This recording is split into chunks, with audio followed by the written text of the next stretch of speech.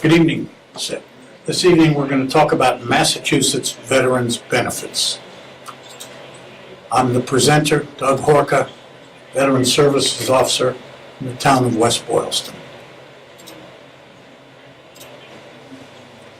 Massachusetts is very veteran-centric, and this is Governor Charlie Baker signing a veteran benefit bill earlier this year. Do you want the lights down over there? They're fine as they are. Okay. So, Massachusetts Veterans Benefits. Great state of Massachusetts. This state has been providing benefits to veterans since the conclusion of the Civil War. That's 1865. The program was originally just for the Civil War veterans, but now it's expanded to include widows and families as well. Massachusetts law requires that every single community in the state must have a VSO, Veteran Services Officer. I'm trying to remember, I think there are 361 cities and towns in Massachusetts, so every single one must have a VSO. Programs are provided through the Department of Veteran Services, which is a part of the Executive Office of Health and Human Services.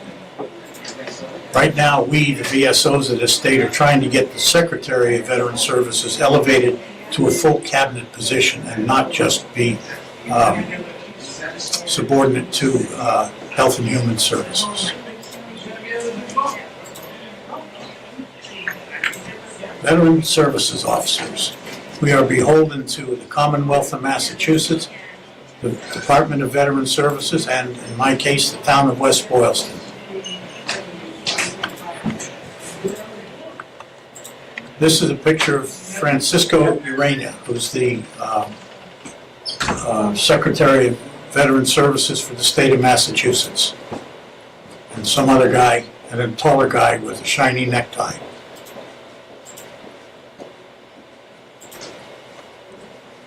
Here in Massachusetts, we have people like me, bald old men, and we have pretty young women that are VSOs. We're charged with providing or determining eligibility for medical and compensable benefits. That means benefits you can get paid for, and then we're supposed to help with the preparation and submission of these requests. State benefits and the VA, federal benefits we discussed last week. Also, we help recover and replace lost service records and missing medals. What are VSO's responsibilities? First of all, enroll a widow, or a family, or a veteran. Oh, stop it. Enroll the members of the veteran's family and or widow for state and federal benefits if they're eligible, and then assist with the preparation and submission of benefit requests. We provide housing assistance, job placement assistance, coordinate care with other social service providers, assist with funeral and burial wishes and the markers, ensure that veterans' graves are decorated each Memorial Day, coordinate Memorial Day and Veterans Day remembrances, provide advice regarding property tax and motor vehicle abatement options, and finally, assist with veteran bonus disbursements. I've got a handout when we're done. Thank you.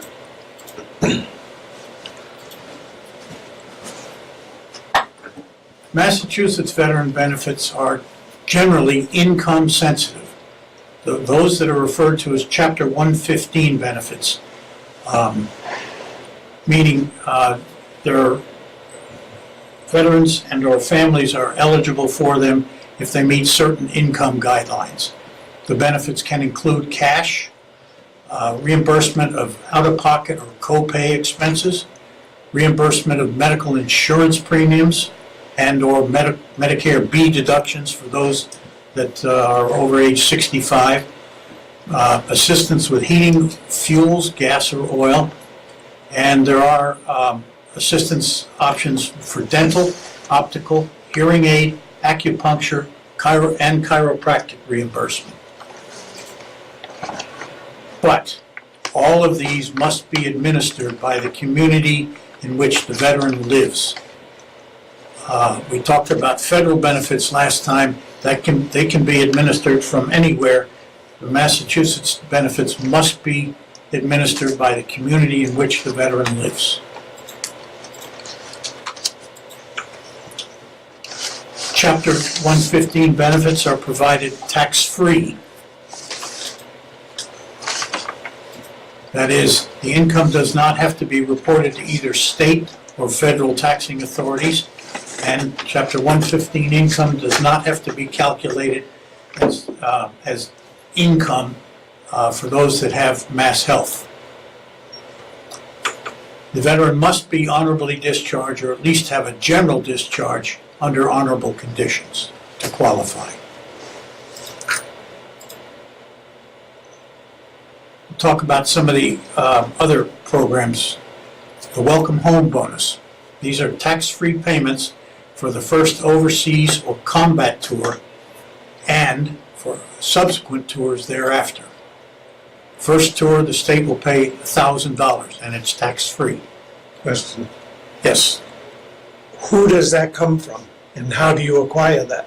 that comes from the Department of Revenue in the state of Massachusetts, and you apply for it, preferably through a veteran services officer for the community in which you live. It'll take about a week to process it. If that never happened, is that a retro thing? As long as you can prove you've got the dates for those tours, yes. I did a Vietnam vet recently. That's 50 years ago. So yes, it can work retro. So City Hall would be where I'd have to go? No. Go to your VSO in your town, tell them you want to apply for the Welcome Home Bonus, him or her, and it's a Mass Department of Revenue form. And that is sent to Boston, actually to Washington Street. So it's $1,000 for the first tour and $500 for each subsequent tour. That can include places like Korea and Japan, and doesn't have to be combat, the subsequent tours. Just has to be overseas. So Macedonia, Kosovo. I'll have to look on those two. Okay. Yeah, the vet must apply for this. As you've learned, it's not automatic. The veteran has to have been a resident of Massachusetts for at least 6 months prior to that enlistment and deployment. When did that take effect?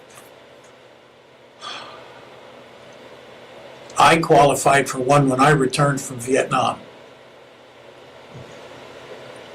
So, actually, World War II, Korea, Vietnam, and all of the other skirmishes and actual wars since Panama, all of them. The vet has to be honorably discharged in order to qualify. Or if he or she is still active duty, we can put him in. This is on the handout. Oh, thank you. As I said, vet must be honorably discharged. I was looking around on the web and I found this, honorable discharge from the United States military. If any of you listening to this broadcast have an example of that, you've been victimized by a phony discharge.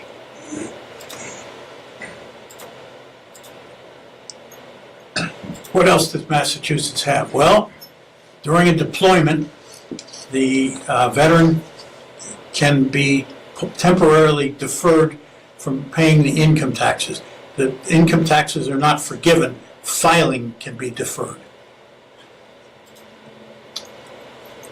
For 100% disabled vets, and that can be physical or mental disabilities or combinations thereof, they're eligible for a tax-free state annuity, which pays two $1,000 cash benefits. That too is tax-free money. There's some registry of motor vehicle options for Massachusetts veterans. Special license plates, disabled license plates, exemption from excise registration and driver's license fees, and exemption from paying sales tax. Now, the exemptions from the last four that I read there, they are only under certain conditions. By and large, the veteran must be at least 60% disabled and have lost either a limb or an eye. I'm not sure I want blind veterans driving, but that's me. In this state, will assist with burial assistance. It's not a lot of money, but it's an assistance, and will help replace military records and awards and decorations. By military records, well, I'll talk about it later. Massachusetts, more than most other states, does have special military and veteran license plates. Plates recognizing the award of certain medals, and I'll get to that in a minute. The medals for valor are offered with no annual registration fee. Other veteran-type plates do have an annual registration fee. The disabled vet plate, as I said, the vet has to be 60% disabled, and that's as declared by the VA. And you need medical certification. Exemptions from excise, registration, driver's license fees, and sales tax. You have to qualify for a disabled vet plate and, unfortunately, be missing a limb.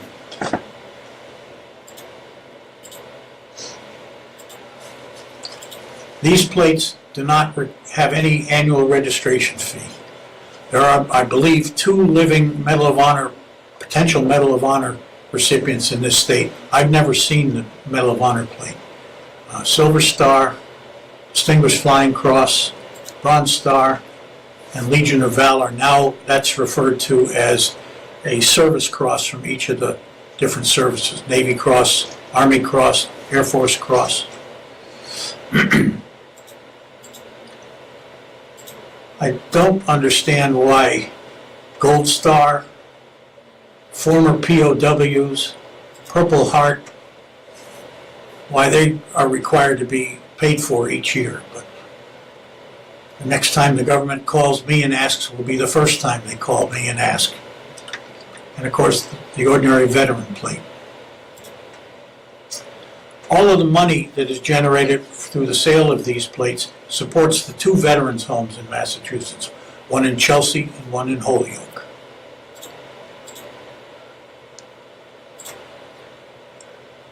Yeah, the disabled veteran plate requires that the vet be at least 60% disabled as declared by the VA, and it requires a medical sign-off. In addition to being 60% disabled or greater, you've got to get a doctor to certify that that is indeed the case. I believe it principally involves either blindness or the inability to walk 200 yards without assistance.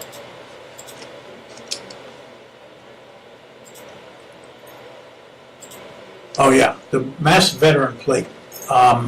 That's the way it's issued, with just a flag on the left center. You could spruce it up by choice by having a branch of service decal and a specific wartime decal if appropriate. That information would be taken from the veteran's DD-214. And as an aside, I believe those are the also the welcome home benefits as well.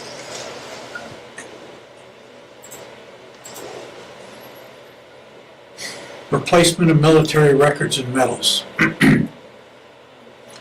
I can arrange to get, or any VSO in the state can arrange to get your DD-214 replaced and/or your entire medical jacket. DD 214 takes about 6 or 8 weeks if it can't be done immediately from Massachusetts. If you want the whole file, it takes about 8 months. If you're a career person, it can take even longer because the file may be enormous. That has to come out of the National Military Archives in St. Louis. Military medals are ones as shown on the DD 214, and they can be replaced once for free. It's assumed you were issued medals at one time, and over the years they've gotten lost. Or you can purchase them from the commercial market. It's not against the law to purchase them up to but not including the Medal of Honor. It's against the law to sell that. These are the two most common medals I get requests for, the Purple Heart and the Bronze Star. This just tickled me. I was looking up, trying to get some information on DD 214, so I found this one. That's kind of hard to read. Let's do it this way. Found Elvis Presley's DD 214. That's not Massachusetts. He was Memphis, Tennessee, but I just thought it was interesting.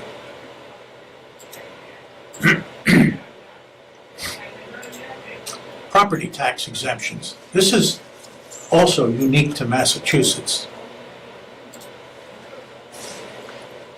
For a veteran who has at least a 10% disability and is a homeowner, there's a $400 per year exemption from the property taxes. Typically, that's taken in quarters 3 and 4 of the fiscal year. So that would be the January, February, March, and the April, May, June quarters. I'm not going to insult you by reading all the others, but someone who is 100% disabled, where are we here?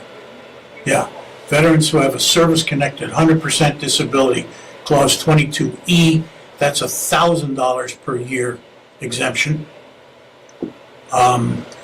If you live in the city of Worcester, that's $2,000 per year.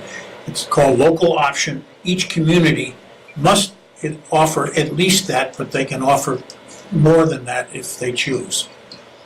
If a veteran is disabled and dies of one of his or her disabilities, and is married, the widow is exempted from paying property tax as long as the widow or the surviving spouse lives in that property in Massachusetts for the rest of his or her life.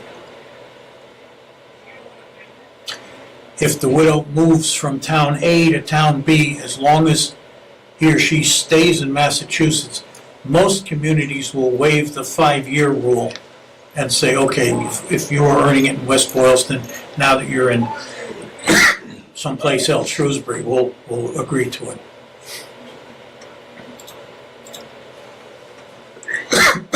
There's some other statutory exemptions. I'm going to give them to you as part of the handout. They are relative to veterans, but I don't think it's exciting viewing.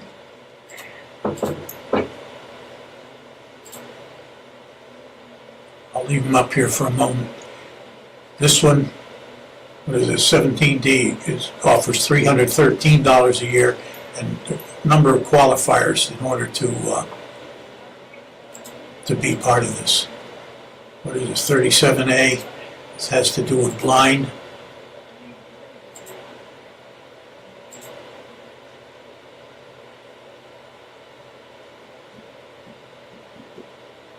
That bothers me if a blind recipient is listed on a vehicle registration.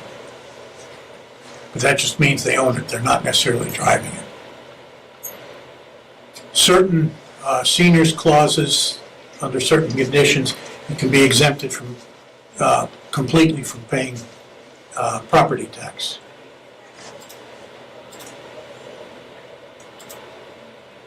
Another one, this is up to $1,000 a year. There are income requirements, minimum and maximum.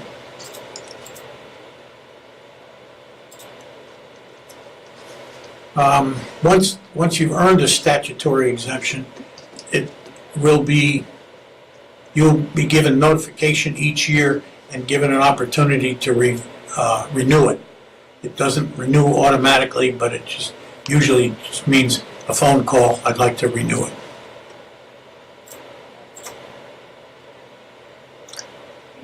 Another option for Mass veterans is civil service and veterans preference. Veterans preference is kind of a reverse discrimination favorable to veterans in civil service exams, as long as they score 70% or higher. If they do so, they go to the top of the exam list, with disabled veterans going even a higher priority. These are state civil service positions. If they apply for promotion, they automatically get 2 additional points added to their score.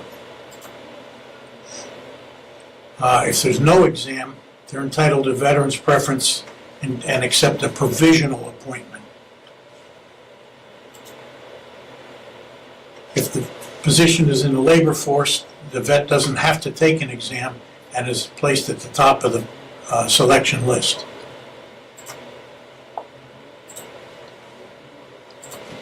So, in Massachusetts, the residents of this state are fortunate to have access to benefits in addition to those provided by the VA.